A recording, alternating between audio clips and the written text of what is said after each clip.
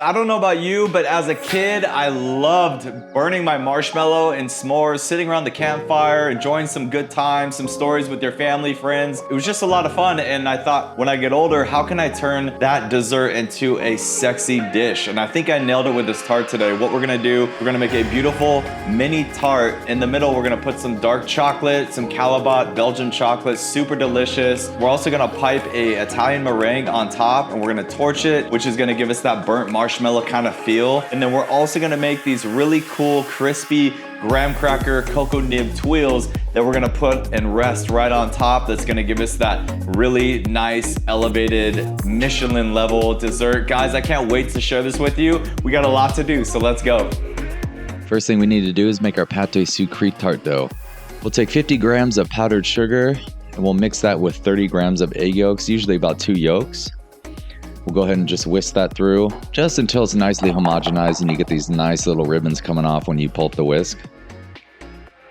125 grams of all-purpose flour, mix that with 2 grams of salt, and then in that we want to chop up 62 grams of chilled cold butter. Make sure this is cold, this is very important. This really affects your pie crust. We'll go ahead and pour this out onto a table. I just like to make a little well. Very similar to making pasta, we just want to go ahead and pour in our egg yolk mixture, and then we'll just cut this through with our bench scraper. Really incorporate the wet in with the dry. This really helps it out. And then once we kind of cut things through for a couple minutes, then we'll just go ahead and move to our hands and then kind of work this dough. You don't want to knead it too much. You don't want to develop too much gluten. Just fold it into a nice little disc like you see here. And then I put it in between 2 parchment sheets, and then I roll it out to about 1/8 of an inch thick. You don't want it too thin, and you also don't want it too thick either.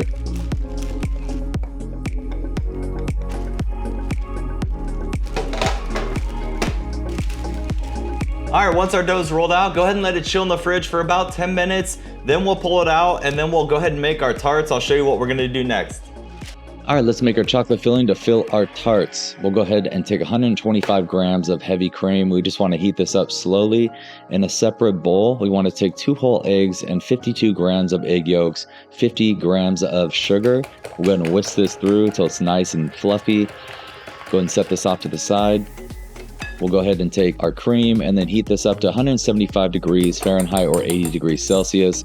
We'll take 108 grams of chocolate. I'm using Calabat chocolate for this. Get a nice dark chocolate if you can, and then we'll go ahead and pour our cream over it. We'll go ahead and mix this through until it's nice and homogenized. Then we want to cool it down just slightly before we pour it in with our egg yolks because we don't want our egg yolks to curdle.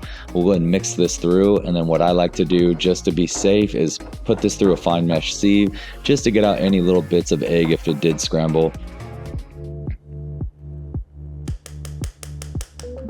All right, our chocolate filling is ready. We'll come back to this in just a few minutes after we bake off our tart shells. All right, let's go ahead and make our tart shells. I always like to wear gloves when I do this. All right, I like to take a ring cutter and just have it slightly larger than our tart molds. And then we'll go ahead and just cut out some discs. And then one at a time, we'll just go ahead and place this inside of our tart shells. And then we'll go ahead and press this inward, making sure that you're not tearing the dough. And then we'll take a butter knife or a offset spatula and just go ahead and smooth out the tops. We'll go ahead and take another tart mold and just press it slightly inward. We'll use these. This will keep it from popping up as it bakes. Bake off your tart shells at 180 degrees Celsius or 350 degrees Fahrenheit just until they're cooked through about 6 to 8 minutes. You don't want any color on these because after we fill them, we're going to bake them off another time.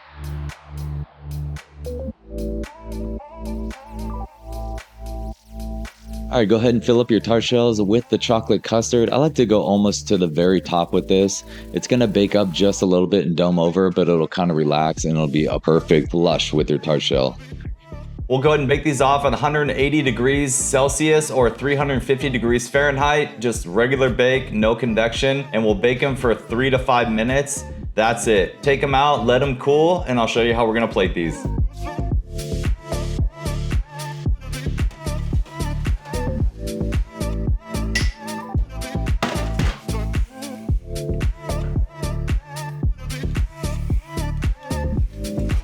All right, while our tarts are cooling down, let's go ahead and make our Italian meringue.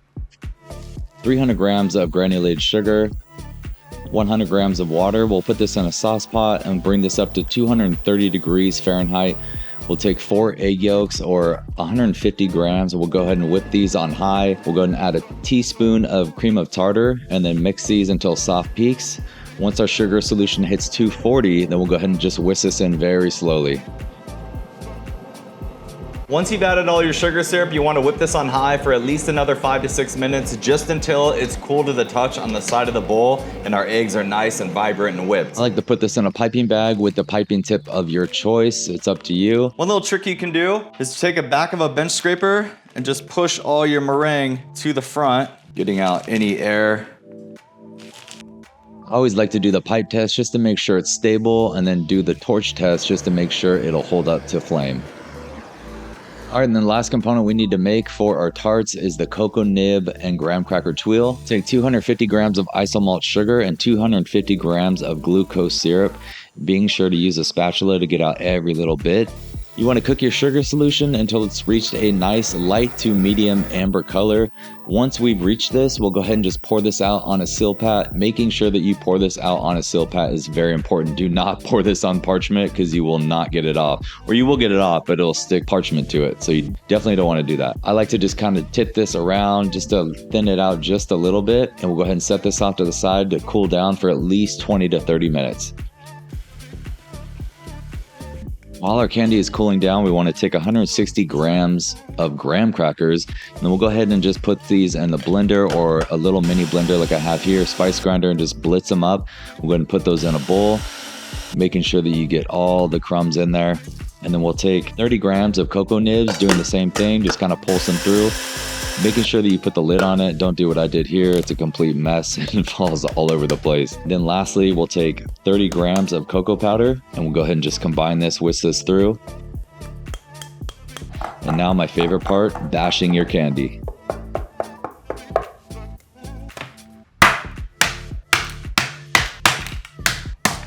Shatter! Take all of our pieces of candy and just blitz them to a fine powder. Once this reaches a fine powder, we'll go ahead and mix this with all of our other ingredients.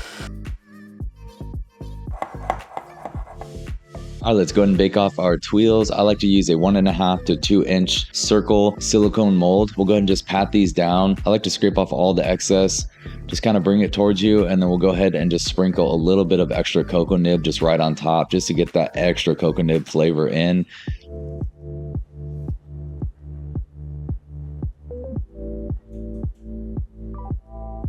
All right, we'll go ahead and bake off our tuiles at 170 degrees Celsius or 338 degrees Fahrenheit for 4 to 5 minutes. Once you take them out and they're still warm, you want to go ahead and bend or shape however you like. You can roll them up like you see here. You want to work quick with these because if they start to cool down, they will get brittle on you. If they do start to crack, you can just pop them back in the oven for about a minute to a minute and a half just to warm them through and they'll be pliable again.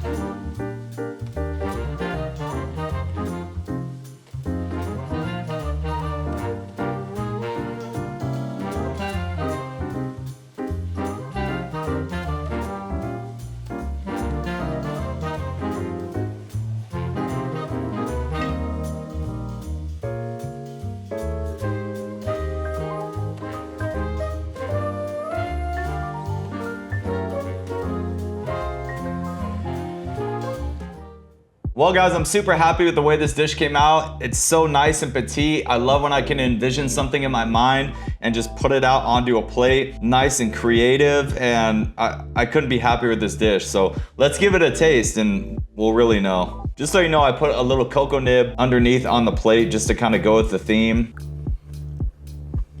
Oh my. Not too rich. You know, I hate those desserts that you wish it was just a little bit smaller because it's just so good that you eat all of it and it's just too rich. So I think this is the perfect size, nice and petite. Well, thank you all for joining me. I hope you learned something today. If you made it this far in the video, I hope that I earned your subscription. What's really nice is I have so many videos out that you can check out and enjoy. So please comment, please subscribe, please give me a like. This helps get the videos out to more people. So until then, guys, I hope you have a blessed week, and I'll see you on the next video.